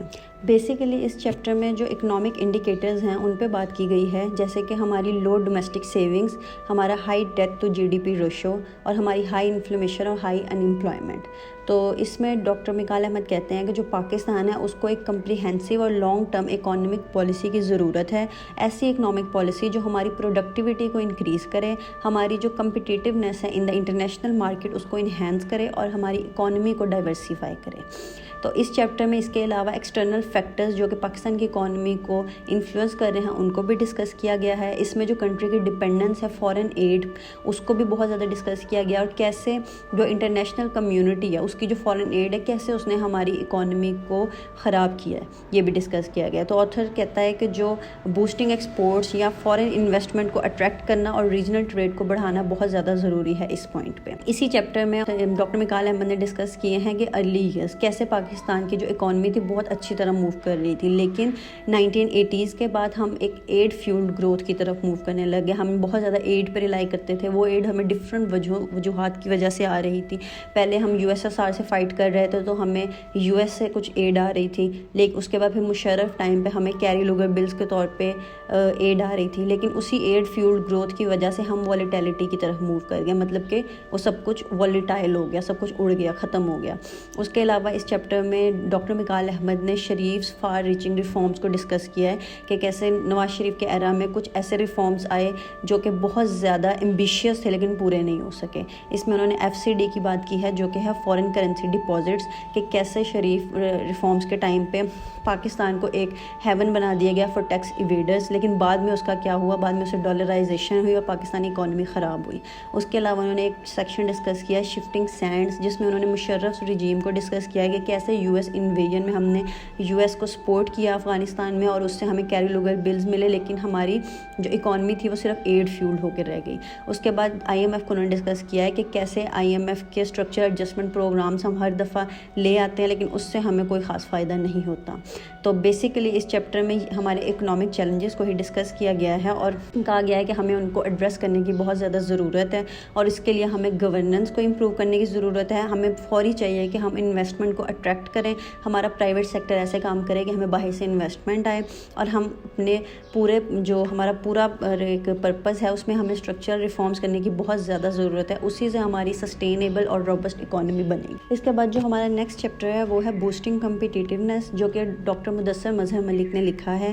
یہ پاکستانی جرنلسٹ اور آتھر ہیں. یہ بیسیکلی رپورٹنگ کرتے ہیں on social and political issues of Pakistan. تو ان کا جو چیپٹر ہے بوسٹنگ کمپیٹیٹیونیس، اس میں انہوں نے ڈسکس کیا ہے کہ پاکستان کو اپنی کمپیٹیٹیونیس بڑھانے کی بہت زیادہ ضرورت ہے. اسی سے ہم اپنے اکنامک چیلنجز کو ایڈریس کر سکیں گے اور اپنی سسٹینیبل گروتھ کو اچیو کر سکیں گے. تو انہوں نے بہت زیادہ اسٹریس کیا ہے کہ ہمیں سب سے پہلے اپنے جو اسٹرکچرل باٹل نیکس ہیں، جو ہمارے اسٹرکچر میں کچھ خرابیاں ہیں، ان کو ایڈریس کرنے کی ضرورت ہے. ہمیں اپنی گورننس کو امپروو کرنے کی ضرورت ہے اور ہمیں اپنے انسٹیٹیوشنس کو بہت زیادہ اسٹرینتھن کرنے کی ضرورت ہے. اسی کے بعد ہمیں پرائیویٹ انویسٹمنٹ آنا شروع ہوں گی. تو اس چیپٹر جب یہ سٹارٹ ہوتا ہے تو اس میں سب سے پہلے ایک اوور ویو دیا گیا ہے پاکستان کی اکنامک پرفارمنس کا اور اس کے بعد بتایا گیا ہے کہ چیلنجز جو پاکستان نے فیس کیے ہیں. تو اگر ہم ان چیلنجز کی بات کریں تو اس میں ہمارے جو مین چیلنجز ہیں وہ یہ ہے کہ لو انویسٹمنٹ ریٹس، انرجی کا بہت زیادہ شارٹیج ہے، لوگ آ کے یہاں پہ بزنس نہیں کرتے، بہت لو پروڈکٹیوٹی، ہمارے انسٹیٹیوشنز بہت ویک ہیں، ریڈ ٹیپزم بہت زیادہ ہے، ٹیکس ریونیو بہت انسفیشینٹ ہوتا ہے. اس کے علاوہ جو ہمارا ہائی پبلک ڈیٹ ہے جو کہ ٹیکس ریونیو کے تھرو ایک عام بندے کو ہی بیئر کرنا پڑتا ہے. اس کے علاوہ انہوں نے سیورل ایریاز آئیڈینٹیفائی کیے ہیں جہاں پہ ہمیں ریفارمز کی بہت زیادہ ضرورت ہے. تو جو ریفارمز ہیں ان میں سب سے پہلے یہ ہے کہ ہمیں اپنا انفراسٹرکچر امپروو کرنے کی بہت زیادہ ضرورت ہے، particularly in the energy sector. اسی سے ہی کیا ہوگا، پھر بزنس اسٹارٹ ہوں گے. اس کے علاوہ ہمارے جو ریگولیٹری پروسیجرز ہیں جس سے ہم کسی بندے کو الاؤ کرتے ہیں کہ وہ یہاں کے بزنس کرے، اس میں سے ریڈ ٹیپزم کو ختم کرنے کی اور اس کو سمپلیفائی کرنے کی بہت زیادہ ضرورت ہے. اس کے علاوہ ہماری جو بزنس انوائرمنٹ ہے اس کو بہتر کرنے کی ضرورت ہے. ہمیں اپنا ہیومن کیپٹل ڈیولپمنٹ امپروو کرنے کی ضرورت ہے. ہمیں اپنی سوسائٹی میں انوویشن کو بڑھانے کی ضرورت ہے اور انٹرپرینیورشپ کو چانسز دینے کی ضرورت ہے. اس کے علاوہ یہ کہتے ہیں کہ اگر ہم ان ریفارمز کو سچ میں ایک اسٹرانگ کمٹمنٹ کے ساتھ کریں، اگر گورنمنٹ اس چیز میں کرے تو ہم کیا ہوگا کہ ایک میننگ فل انگیجمنٹ ہوگی پرائیویٹ سیکٹر کی اور ہماری کنٹری ضرور ایک بیٹر فیوچر کی طرف موو کرے گی. اس کے علاوہ انہوں نے یہ سجیسٹ کیا ہے کہ جو ٹریڈ ہے وہ ایک بہت امپورٹنٹ ہے کسی بھی کنٹری کی کمپیٹیٹیونیس کو امپروو کرنے کے لیے. تو یہ کہتے ہیں کہ پاکستان کو بہت زیادہ ضرورت ہے کہ وہ اپنی ایکسپورٹ بیس کو ڈائیورسیفائی کرے، صرف ایک ہی چیز صرف ٹیکسٹائل پہ بیس نہ کرے، اپنی کمپیٹیٹیونیس کو ایکسپورٹ سیکٹرز میں بڑھائے، اپنی جو مارکیٹ ہے اس کو ایکسیس دے فارن مارکیٹس تک. اور اسی سے کیا ہوگا کہ ہماری اگر ریجنل ٹریڈ اسٹرینتھن ہوگی، اسپیشلی انڈیا کے ساتھ، ایران کے ساتھ، ابھی بھی کچھ ایسی ٹریڈز ہیں جو ہم انڈیا کے ساتھ نہیں کرتے، اس سے ہمیں بہت زیادہ نقصان ہو رہا ہے. یہ بک کیونکہ 2011 میں پبلش ہوئی ہے تو اس سے پہلے جو پچھلے 10 ایئرز ہیں انہی کو ڈسکس موسٹلی کیا گیا، یا اس سے پہلے جو پاکستان کی ہسٹری ہے. تو اسی میں 2011 میں مدثر مظہر ملک کہتے ہیں کہ پاکستان میں بہت زیادہ ریزیلینس ہے اپنے آپ کو منوانے کی. انہوں نے یہاں پہ ایک چیز کوٹ کی تھی، ایک فگر، ایک رپورٹ بائی جو گولڈمین سیک ہے، انہوں نے کی تھی کہ جو نیکسٹ 11 ہے وہ انہوں نے ایک نیکسٹ 11 ایک ریٹنگ آئی تھی کہ کون سی ایسی کنٹریز ہیں جن کے بہت زیادہ چانسز ہیں اگلے 10 سال میں بہت زیادہ پروگریس کرنے کے. تو ان نیکسٹ 11 میں پاکستان کا بھی نام آیا تھا اکارڈنگ ٹو دا رپورٹ ان 2010. لیکن بدقسمتی سے کہ ہمارے اگلے 10 سال میں، ہم نے 6 سال تو بہت، 7 سال ہم نے کچھ پروڈکٹیوٹی طرف کام کیا، لیکن پریزنٹلی ہم اس پوائنٹ پہ نہیں ہیں. اس کے علاوہ ڈاکٹر مدثر ملک یہ کہہ رہے ہیں ہماری جو جیو پولیٹیکل لوکیشن ہے وہ بہت اچھی ہے. ہماری جو کنٹری میں لینڈز ہیں وہ بہت طرح کی ہیں، ٹھیک ہے، اس میں ایگریکلچر کے بھی چانسز ہیں، اس میں اور طرح کی کاموں بزنسز کے بھی چانسز ہیں. اس کے علاوہ وہ کہتے ہیں کہ جو ہمارے نیچرل ریسورسز ہیں پاکستان میں بہت زیادہ ہیں. تو اگر منرل ویلتھ، انہوں نے کہا کہ ہمارے پاس بہت زیادہ منرلز ہیں، ہمارے پاس جو لینڈ ہے ایریبل لینڈ جس پہ ہم ایگریکلچر کر سکتے ہیں وہ بہت زیادہ ہے. پھر انہوں نے کہا کہ Pakistan 4th largest cotton producer producer है, फिर पाकिस्तान के पास 4th लार्जेस्ट कोल रिजर्व्स हैं, कॉपर रिजर्व्स हैं और 5th लार्जेस्ट डेयरी प्रोड्यूसर है। तो इसी वजह से हमारे पास बहुत ज़्यादा चांस है कि अगर हम काम करें तो हम अपनी कम्पिटिटिवनेस को बहुत बूस्ट कर सकते हैं और हम किसी भी अच्छी कंट्री के साथ कम्पीट करने की लोकेशन रखते हैं। फिर अगर स्ट्रेटेजिक लोकेशन की बात की जाए तो हम एक cross road of south Asia पे हैं, जो हम मिडल ईस्ट से भी मिलते हैं, हम इंडिया से, चाइना से, ईरान से, हाँ इन सब से हमारे बॉर्डर्स लगते हैं। चैप्टर में ये भी मेंशन किया गया है कि पाकिस्तान ग्लोबली कहाँ स्टैंड करता है। तो जो 2009 to 2010 का सर्वे था बाय वर्ल्ड इकोनॉमिक फोरम, उसमें पाकिस्तान की रेटिंग 101 थी। तो इसमें यह था कि पाकिस्तान के पास चांसेस हैं कि अगर वो काम करे तो वो बेटर फ्यूचर की तरफ मूव कर सकता है। तो इस चैप्टर को कंक्लूड ऐसे किया गया है कि पाकिस्तान को एक स्ट्रॉन्ग कमिटमेंट की ज़रूरत है कि गवर्नमेंट हमारी एक स्ट्रॉन्ग कमिटमेंट करे और एक मीनिंगफुल एंगेजमेंट करे प्राइवेट सेक्टर के साथ, ताकि हम जो रिफॉर्म्स लाना चाहते हैं, जो रिफॉर्म्स डॉक्टर मुदस्सर मजहर मलिक ने आइडेंटिफाई किए हैं, हम उनको समझें और उनको अपनी सोसाइटी में इनकॉर्पोरेट करें। इसी तरह जो नेक्स्ट सेक्शन है वो है टर्निंग एनर्जी अराउंड, जो कि ज़ियाद अलाहाबाद ने लिखा है। ज़ियाद अलाहाबाद एक फॉर्मर डायरेक्टर ऑफ ऑपरेशन है फॉर द वर्ल्ड बैंक। इसके अलावा इनके पास कुछ और पोजीशंस भी रही हैं, जैसे कि ये चीफ ऑफ मिशन भी रहे हैं रोमानिया एंड टर्की, और एनर्जी एडवाइज़र भी रहे इन ईस्ट अफ्रीका एंड पाकिस्तान, और एनर्जी कोऑर्डिनेटर भी रहे हैं फॉर सेंट्रल एशिया। तो ये चैप्टर बेसिकली डिस्कस करता है इम्पैक्ट ऑफ एनर्जी क्राइसिस को, कि अगर एनर्जी क्राइसिस से क्या होगा। एनर्जी क्राइसिस से हमारी लो इकोनॉमिक ग्रोथ होगी, हाई इन्फ्लेशन रेट्स आएंगे और जो पावर आउटेज हो जाएगा, जो कि पाकिस्तान की ओवरऑल डेवलपमेंट को इन्फ्लुएंस करेगा। इन्होंने बहुत टाइमली बहुत सही से ये सारी चीज़ें आइडेंटिफाई की। उसके अलावा ये कहते हैं कि जो पाकिस्तान है उसको स्ट्रक्चर रिफॉर्म्स करने की बहुत ज़्यादा ज़रूरत है एनर्जी सेक्टर में। उन्होंने कहा कि जो रूट कॉज है एनर्जी सेक्टर में एनर्जी क्राइसिस का, वो इनएफिशिएंसी और करप्शन है।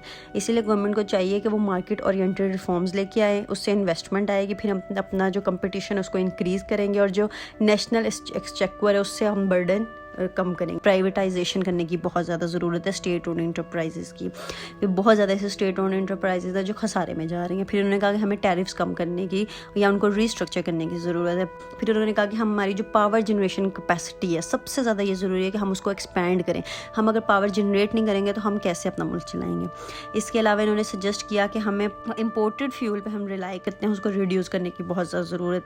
फिर उन्होंने कहा कि हमें रीन्यूएबल एनर्जी रिसोर्सेज को प्रमोट करने की ज़रूरत है, जैसे कि सोलर, विंड पावर। इसी से हमारी जो एनर्जी सिक्योरिटी है, जो हमें एक खदशा है एनर्जी क्राइसिस का, हम उससे बच सकते हैं। इन्होंने सर्कुलर डेथ और आईईपी पे भी बहुत बात की है। IEP basically integrated energy plan है, जिसमें हम एनालिसिस करते हैं कि करंट एनर्जी कंजम्पशन क्या है हमारे मुल्क की और इकोनॉमी और सब चीज़ों की, मतलब कैसे एनर्जी उनको रिक्वायर्ड है, और उसके बाद फिर हम कोशिश करते हैं, ऐसे प्लान्स बनाते हैं कि हम इसको फुलफिल करें। तो इस चैप्टर को कंक्लूड किया गया है बाय सेइंग कि हमें बहुत ज़्यादा ज़रूरत है एनर्जी क्राइसिस को एड्रेस करने की एज अ टॉप प्रायोरिटी। अगर हम ये नहीं करेंगे तो हमारी जो मुल्क है उसके लिए बहुत ज़्यादा फार रीचिंग कॉन्सिक्वेंसेस हो सकते हैं। हमारी डेवलपमेंट और स्टेबिलिटी इससे क्या होगा कि बहुत ज़्यादा खतरे में रहेगी। इसके अलावा इन्होंने कहा कि हमें एक सस्टेनेबल और एफिशिएंट एनर्जी सेक्टर की ज़रूरत है। ये ना सिर्फ पाकिस्तान को उसकी इकोनॉमिक ग्रोथ को अचीव करने में मदद देगा, बल्कि उसकी जो जियो स्ट्रेटेजिक पोजीशन है इन द रीजन उसको भी रीइंफोर्स करेगा। तो इतनी इंपॉर्टेंस है एनर्जी की हमारे मुल्क में। तो हम ये जो एनर्जी क्राइसिस का चैप्टर है, CSS PMS या इस तरह डिफरेंट, आप जो भी कभी कोई ऐसे लिखते हैं करंट अफेयर्स का या कहीं भी, तो एनर्जी क्राइसिस एक बहुत ही ज़्यादा इंपॉर्टेंट इशू है पाकिस्तान का। तो उसमें आप कोट कर सकते हैं ज़ियाद अलाहाबाद का ये चैप्टर, जिसमें उन्होंने रिपीटेडली इस बुक में ये मेंशन किया था कि हमें एनर्जी क्राइसिस हमारे लिए कितना ज़रूरी है, हमारे मुल्क की सिक्योरिटी के लिए कितना ज़रूरी है। इसके बाद जो हमारा नेक्स्ट सेक्शन है वो है education as a strategic imperative, जो कि शानजा खान एंड मोइद यूसुफ ने लिखा है। तो शानजा खान एक पाकिस्तानी अमेरिकन एक्टिविस्ट और एंटरप्रेन्योर हैं, और ये अब जानी जाती हैं अपने काम के लिए for advocacy on women and minorities right. तो अगर हम मोइद यूसुफ की बात करें तो ये पाकिस्तानी अमेरिकन स्कॉलर और जर्नलिस्ट हैं, और ये special adviser to the prime minister of Pakistan on national security and strategic policy planning भी रह चुके हैं इमरान खान के दौर में। तो अगर हम इनका चैप्टर डिस्कस करें जो कि टाइटल्ड है education as a strategic imperative, तो इसमें हमें पता चलता है कि इन्होंने डिस्कस किया है importance of education in Pakistan और कैसे एजुकेशन को यूज़ किया जा सकता है as a tool to transform the country.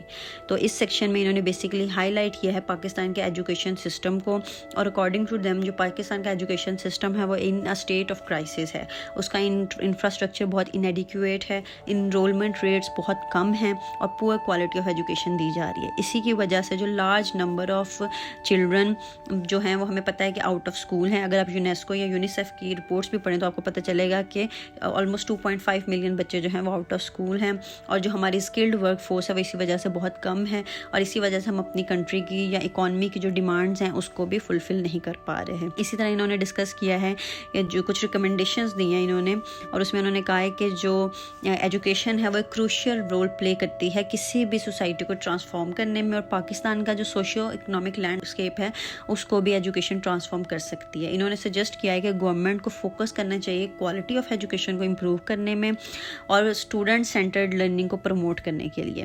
اس کے علاوہ انہوں نے ریکمنڈیشنز بہت ساری دی ہیں, ان میں سے ان کی ایک ریکمنڈیشن یہ بھی ہے کہ ہمیں اپنی جو بجٹری ایلوکیشن ہے اس کو انکریز کرنے کی ضرورت ہے. ایٹ لیسٹ ہماری جو ایجوکیشن ہے اس کو ہم 4% آف GDP دیں, جو کہ یونیسکو بھی کہتا ہے کہ ایٹ لیسٹ 4% آف GDP جو ہے وہ آپ کا ایجوکیشن کی طرف ہونا چاہیے. اس کے علاوہ انہوں نے سجیسٹ کیا ہے کہ گورنمنٹ کو ٹیکنالوجی کو یوٹیلائز کرنے کی بہت زیادہ ضرورت ہے, اس سے ہماری کوالٹی آف ایجوکیشن امپروو ہوگی اور ہماری جو بچوں کی ایکسیس ہے ٹو ایجوکیشنل ریسورسز وہ بھی بڑھے گی. جیسے کووڈ جیسے ٹائمز میں, یہ بک تو کووڈ سے بہت پہلے پبلش ہوئی تھی لیکن still it was a very good recommendation. اگر اس کو فالو کیا جاتا تو کووڈ جیسے دور میں آپ کے جو بچے ہیں وہ اتنا زیادہ لاس نہ اٹھاتے. اس کے علاوہ یہ کہتے ہیں کہ ایجوکیشن کو ایک اسٹریٹجک امپیریٹو کے طور پہ دیکھنا چاہیے. وداؤٹ ایجوکیشن پاکستان کی ڈیولپمنٹ امپاسبل ہے. اس کے علاوہ انہوں نے کہا کہ جو اگر ہم ایجوکیشن پہ انویسٹ کریں گے تو نہ صرف وہ ایک انڈیویجول کے لیے بینیفیشل نہیں ہوگا بلکہ ایز اے ہول کنٹری کے لیے بہت بینیفیشل ہوگا.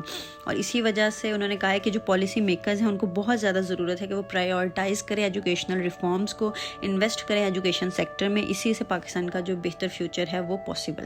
اس کے بعد جو نیکسٹ سیکشن ہے ہمارا وہ ہے Pakistan as a nuclear state, جو کہ فیروز حسن خان نے لکھا ہے.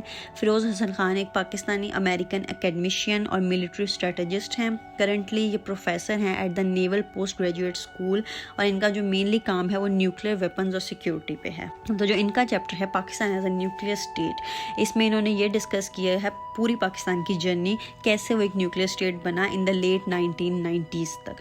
اس چیپٹر میں انہوں نے ہائی لائٹ کیا ہے ہمارے اسٹریٹجک, پولیٹیکل اور ٹیکنالوجیکل فیکٹرز کو, جن کی وجہ سے ہمیں لگا کہ پاکستان کو ضرورت ہے کہ اس کے پاس نیوکلیئر ویپن ہونا چاہیے. اس میں سارے اسٹریٹجک, پولیٹیکل اور ٹیکنالوجیکل ریزنز تھے. اس کے علاوہ انہوں نے کہا کہ ہماری جو جیو پولیٹیکل لوکیشن ہے, پاکستان میپ میں جہاں پہ اسٹینڈ کرتا ہے اس کے جو نیبرز ہیں, کیسے انہوں نے اس چیز کو انفلوئنس کیا کہ ہمیں ایک نیوکلیئر ویپن کی ضرورت ہے, اور کیسے پاکستان کی سیکیورٹی اور فارن پالیسی پہ ہمارے جو نیوکلیئر ویپنس ہیں ان کا کیا رول ہے. فیروز حسن خان نے انہوں نے کہا کہ جو پاکستان کا نیوکلیئر ویپن ہے, یہ جو پاکستان کی کویسٹ تھی فار نیوکلیئر ویپن, وہ بیسیکلی بہت زیادہ فیکٹرز کی وجہ سے تھی, جن میں جو میجر فیکٹر ہیں وہ ہماری اسٹریٹجک لوکیشن اور ہماری ڈومیسٹک پالیٹکس دونوں تھے.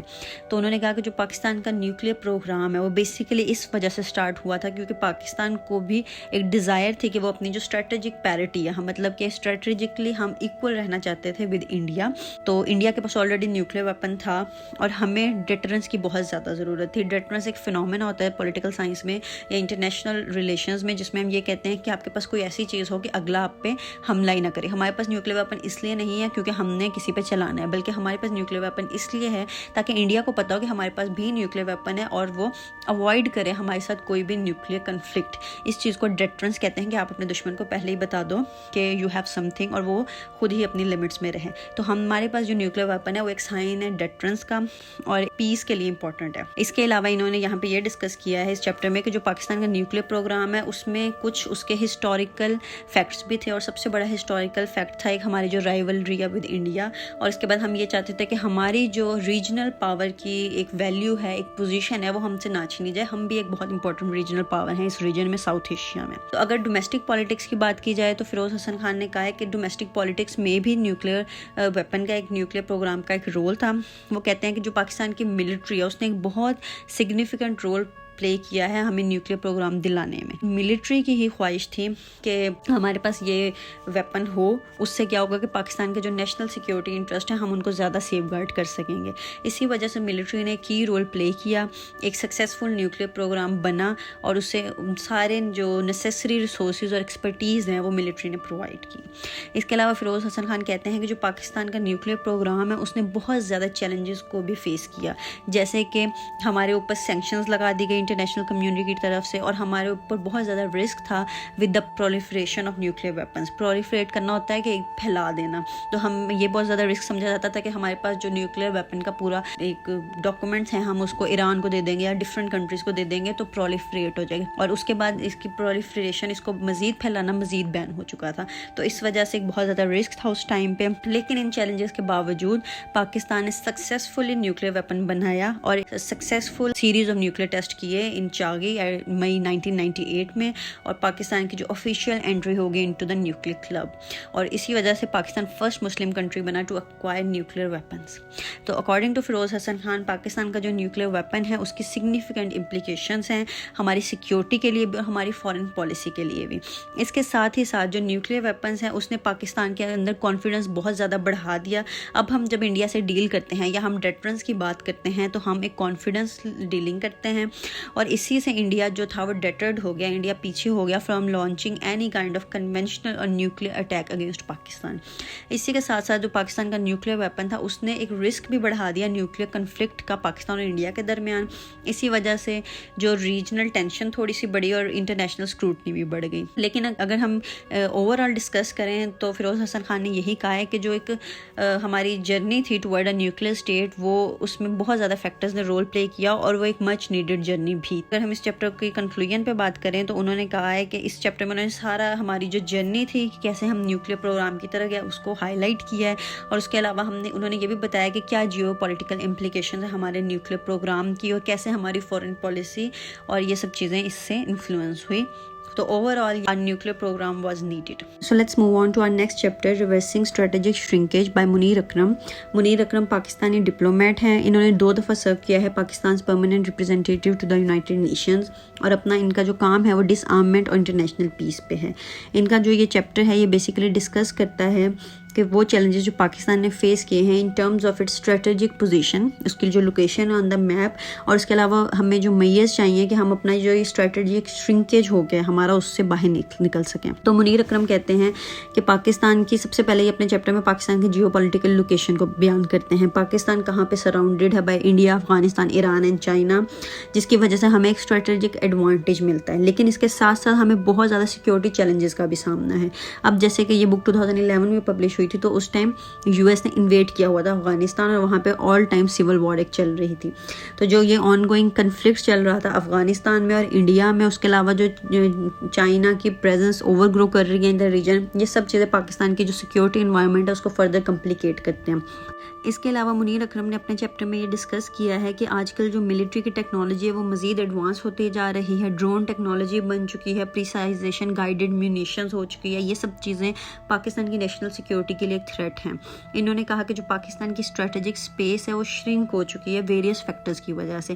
جیسے کہ ہمارے جو ریلیشن شپس تھے 2011 والے ایرا میں وہ بہت خراب ہوتے جا رہے تھے یو ایس کے ساتھ, کیونکہ U S wanted us to do more in Afghanistan, but according to U S we weren't doing anything. اور اسی وجہ سے کیا ہو رہا تھا کہ ہماری جو یو ایس سے بھی ریلیشن شپس خراب ہو رہے تھے, دوسری طرف رشیا سے تو ہماری ایلینیشن ہو ہی رہی تھی. اس کے علاوہ مسلم ورلڈ میں بھی ہم آئسولیٹ ہوتے جا رہے تھے.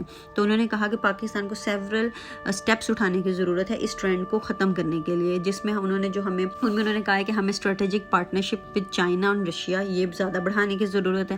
ہمیں اپنی diplomatic engagement with the US ایس اس کو امپروو کرنے کی ضرورت ہے, اور ہمیں اپنی جو ٹائز ہیں ود دا مسلم ورلڈ اس کو بھی اسٹرینتھن کرنے کی ضرورت ہے. اس کے علاوہ منیر اکرم نے سجیسٹ کیا ہے کہ ہمیں اپنی ملٹری کیپیبلٹیز کو کچھ حد تک ماڈرنائز کرنے کی ضرورت ہے, اور ہمیں ایک اسٹرانگ نیشنل رسپانس بنانے کی ضرورت ہے کہ کوئی بھی ہمیں اگر نان کنونشنل تھریٹ ملتا ہے جیسے کہ سائبر اٹیک اور ہائبرڈ وارفیئر, تو اس کو ہمیں ایک اسٹرانگ نیشنل رسپانس دینا ہے تاکہ وہ آگے سے اس چیز کو اوائڈ کرے. کسی بھی طرح کا سائبر اٹیک اور ہائبرڈ وارفیئر اس کو ہمیں الاؤ نہیں کرنا. اگر ہم کنکلوژن پہ جائیں تو اس چیپٹر میں یہ کہا گیا ہے کہ پاکستان کو ایک ملٹی ڈائمینشنل اپروچ کی ضرورت ہے, جس سے وہ اپنا جو شرنکیج ہے اس کی اسٹریٹجک اسپیس کا وہ ختم کریں, اور دوبارہ سے اپنی جو اسٹریٹجک لوکیشن ہے, اپنی جو جیو پولیٹیکل لوکیشن ہے اس کو پروڈکٹیولی یوز کریں. تو اس کے لیے اس کو اپنی اسٹریٹجک پارٹنرشپ میں امپروو کرنے کی ضرورت ہے, اپنی ملٹری کیپیبلٹیز کو امپروو کرنے کی ضرورت ہے, اور اپنی جو ڈومیسٹک ریزیلینس ہے کسی بھی ایمرجنگ تھریٹ کو, اس کو بھی اسٹرینتھن کرنے کی ضرورت ہے. یہ سب کرنے سے ہی پاکستان اپنی جو نیشنل سیکورٹی انٹرسٹ ہے ان کو سیف گارڈ کرے گا اور ایک کی پلیئر رہے گا ان دا ریجن. اس کے بعد جو ہمارا نیکسٹ چیپٹر ہے دا افغان کننڈرم, یہ بھی بہت امپورٹنٹ چیپٹر ہے جو کہ احمد رشید صاحب نے لکھا ہے, جو کہ ایک پاکستانی جرنلسٹ اور آتھر ہیں, اور بیسیکلی رپورٹنگ کرتے ہیں on politics and security issues in South Asia. تو ان کا یہ جو چیپٹر ہے اس میں انہوں نے ڈسکس کیا ہے ایک کمپلیکیٹڈ ریلیشن شپ اور ٹینشن جو کہ پاکستان کو جن کا سامنا ہے, جو کہ افغانستان, پاکستان اور یونائٹڈ اسٹیٹ, یہ جو ٹرائیو کا ہے اس کی وجہ ہے. تو احمد رشید کہتے ہیں کہ یہ سب جو کنفلکٹ افغانستان میں, وہ سب سے پہلے انہوں نے اپنے چیپٹر میں اس کو ڈسکس کیا, اس کی ہسٹری. جیسے کہ 1979 کی جو سوویٹ انویژن ہوئی, اور جب ہم نے یو ایس کے کہنے پر, جب یو ایس نے انوالومنٹ اپنی شو کی ریجن میں, اور ہم نے یو ایس کو سپورٹ کیا, یو ایس ایس آر کو ہم نے اس کے اگینسٹ چلے گئے اور ہم نے جہادسٹ بنائے اور ان کو بھیجا. یہ سب جو ہماری آج کی ٹینشن ہے, یہ اس کی جو بیسز ہے وہ 1979 سے آتی ہیں. تو احمد رشید کہتے ہیں کہ جو کرنٹ سچویشن ہے افغانستان کی, اس میں 2 میجر چیلنجز ہیں. 2011 سے پہلے کی یہ بات ہے, so just keep it in mind. اس ٹائم ابھی سوچا جا رہا تھا کہ یو ایس یہاں سے چلا جائے گا یا نہیں, ابھی بھی یو ایس وہاں سے چلا گیا, لیکن still the situation is very much complicated there. تو اس میں احمد رشید کہتے ہیں کہ جو افغانستان کی سچویشن ہے اس میں 2 میجر چیلنجز ہیں, ایک طالبان کی انسرجنسی اور ایک instability of the Afghan government. So it was foreseen کہ افغانستان کی گورنمنٹ تھی وہ بہت انسٹیبل رہی ہے ہمیشہ سے. تو جو طالبان تھے ان کی کلوز ٹائز تھی پاکستان کے ساتھ اور اس کی انٹیلیجنس ایجنسی کے ساتھ, مینلی ISI کے ساتھ. اسی وجہ سے ٹینشن تھی وہ پاکستان کو بیئر کرنی پڑ رہی تھی. اب بہت زیادہ ایفرٹس پاکستان نے بھی کیے کہ طالبان اور افغان گورنمنٹ کے درمیان میں پیس ہو جائے, وائلنس لیکن ختم نہیں ہوئی, اور طالبان ایک پوٹنٹ تھریٹ ہی رہے افغانستان کے لیے اور کہیں نہ کہیں پاکستان کے لیے. اس کے علاوہ انہوں نے اس چیپٹر میں ڈسکس کیا ہے کہ پاکستان کا جو ریلیشن شپ ہے یونائٹڈ اسٹیٹس کے ساتھ, وہ ہمیشہ کنفلکٹ کا شکار رہا, کیونکہ افغانستان اور میں جو کچھ ہوتا رہا وہ پاکستان پہ انفلوئنس ہوتا رہا. US کو یہی لگتا رہا کہ پاکستان ایک بہتر رول پرفارم کر سکتا, لیکن وہ نہیں کر رہا. اسی وجہ سے جو پاکستان کا اور US کا ریلیشن ہے وہ ٹینشن اور مس ٹرسٹ کی نظر ہو گیا. تو یونائٹڈ اسٹیٹس نے ہمیشہ پاکستان کو ایکسکیوز کیا کہ ہم نے ٹیررسٹ بنائے اور ہم نے انف نہیں کیا. They always wanted us to do more to combat the extremist group, لیکن پاکستان نے بہت کچھ کیا لیکن اسٹل US کے لیے وہ انف نہیں تھا. اور دوسری سائڈ پہ پاکستان نے ہمیشہ یونائٹڈ اسٹیٹس کو بلیم کیا کہ وہ ایک ریلائبل الائی نہیں ہے. جیسے کہ جو یونائٹڈ اسٹیٹ نے ڈرون سٹرائکس کی اور جو بھی کوورٹڈ آپریشنز کیے, اسامہ بن لادن کا آپریشن یا کوئی بھی, اس نے بھی پاکستان کو بہت زیادہ نقصان پہنچایا. تو اوور آل احمد رشید نے ڈسکس کیا ہے افغانستان کا کنفلکٹ اور کیسے افغانستان کا کنفلکٹ ایک کمپلیکس اور ملٹی فیسیٹڈ ایشو بن رہا ہے پاکستان کے لیے, اور ہماری پولیٹیکل, اکنامک اور سیکیورٹی ہر چیز کو یہ انفلوئنس کر رہا تھا. انہوں نے کہا کہ جو پیس ان افغانستان ہے وہ صرف تب پاسبل ہے اگر all parties, Taliban, Afghan government, US, Pakistan, یہ سب ایک پیج پہ آ جائیں اور ایک جینوئن پیس پروسیس کی طرف موو کریں. سو ان کا ڈریم کم ٹرو تو ہوا, ساری پارٹیز نے پیس کی طرف موو بھی کیا, US نے افغانستان کو چھوڑ بھی دیا, لیکن still there isn't peace in Afghanistan. So let's move on to our next chapter which is the India factor. یہ سید رفعت حسین نے لکھا ہے. سید رفعت حسین ایک پاکستانی پروفیسر ہیں پولیٹیکل سائنس کے. کرنٹلی یہ پروفیسر ہیں at the National Defence University, اور ان کی جو بیسک ریسرچ ہے وہ سیکیورٹی اسٹڈیز اور انٹرنیشنل ریلیشنز پہ ہے. اس چیپٹر میں بیسیکلی انڈیا فیکٹر کو ہی ڈسکس کیا گیا ہے کہ کیسے ایک کمپلیکس اور ٹربیولنٹ ریلیشن شپ ہے انڈیا اور پاکستان کا. اس چیپٹر میں یہ ایکسپلور کیا گیا ہے کہ پاکستان کی جو فارن پالیسی ہے اس پہ کیا امپلیکیشنز ہیں انڈیا فیکٹر کی, اور کیسے کنٹری کی جو ڈومیسٹک پالیٹکس, اس کی سیکیورٹی اور اکنامک ڈیولپمنٹ ہر چیز انفلوئنس ہو رہی ہے انڈیا کی وجہ سے. رفعت حسین یہ ڈسکس کرتے ہیں کہ جو انڈیا فیکٹر ہے وہ ایک ڈیفائننگ فیچر رہا ہے پاکستان کی فارن پالیسی کا جب سے پاکستان بنا ہے 1947 سے. پاکستان کی جو فارن پالیسی ہے وہ ہمیشہ اورینٹڈ رہی ہے, انڈیا اورینٹڈ رہی ہے 2 فیکٹرز کی وجہ سے. تو مینلی اس میں ایک ٹیریٹوریل ڈسپیوٹ رہا ہے کشمیر, ہمیشہ ہماری فارن پالیسی میں کشمیر ایشو رہا ہے, اور اس کے علاوہ ہماری جو ڈیپ سیٹڈ ہسٹوریکل اینیموسٹی ہے 2 کنٹریز کی, یہ 2 چیزیں, ایک ہماری آپس کی رائیولری اور ایک کشمیر ایشو, اس نے ہمیشہ ہماری جو فارن پالیسی ہے ٹورڈز انڈیا اس کو انفلوئنس کیا ہے. اس چیپٹر میں رفعت حسین نے کہا ہے کہ جو انڈیا فیکٹر ہے اس نے امپیکٹ کیا ہے پاکستان کی انٹرنل پالیٹکس کو بھی, جیسے کہ انڈیا کو ہمیشہ یوز کیا جاتا ہے ایز اے پولیٹیکل ٹول. مطلب کسی پولیٹیشین نے اگر من پسند پولیٹیشین بننا ہے پاکستان کا تو وہ انڈیا کو گالیاں نکالنی شروع کر دیں یا بتانا شروع کر دیں کہ انڈیا ہمارا دشمن ہے. تو یہ سب پولیٹک اسٹنٹ ہوتے ہیں جس کو ہم پاپولزم یا ایکسٹریمسٹ پولیٹکس میں پولیٹیشینز یوز کرتے ہیں پاپولسٹ لیڈر بننے کے لیے. تو اسی طرح آتھر کہتے ہیں کہ جو پاکستانی پولیٹیشینز ہیں اور ملٹری ہیں انہوں نے ہمیشہ اپنے نیشنلسٹک کریڈینشیلز کو پروجیکٹ کیا ہے, ہمیشہ اپنی پاور اور اپنے جو رول ہے اس کو لیگیٹیمائز کیسے کیا کہ یہ کہنے سے کہ انڈیا ہمارا دشمن ہے. تو اسی طرح سید رفعت حسین کہتے ہیں کہ اسی وجہ سے جو کنٹری کی ملٹرائزیشن ہے وہ بہت زیادہ ہوئی. ہمیں ہمیشہ یہ لگا کہ انڈیا ہمارا رائول ہے اور ہماری ملٹری کو, ہماری کنٹری کو بہت زیادہ ملٹرائز ہونے کی ضرورت ہے.